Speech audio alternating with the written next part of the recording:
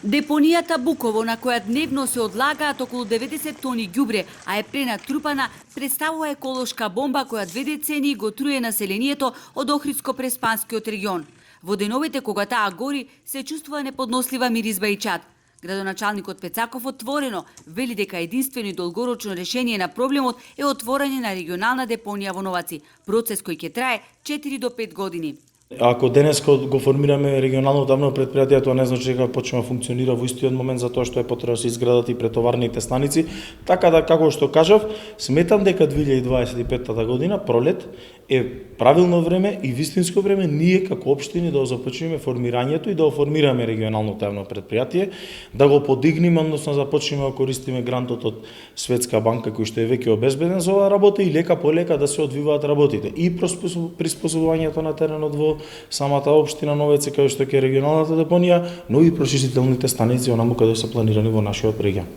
Планот за изграда на регионална депонија во Новаци извесен период беше во застој, бидејќи градоначалникот на Новаци не дозволуваше нејзина изграда, доколку државата не изгради обиколница која ќе води до неа. Проектот е готов и може да се почне со изграда на обиколницата, вели Пецаков. Но дислоцирањето на нестандардните диви депонии како Буково и формирањето на регионални не е процес кој се одвива преку ноќ, вели тој.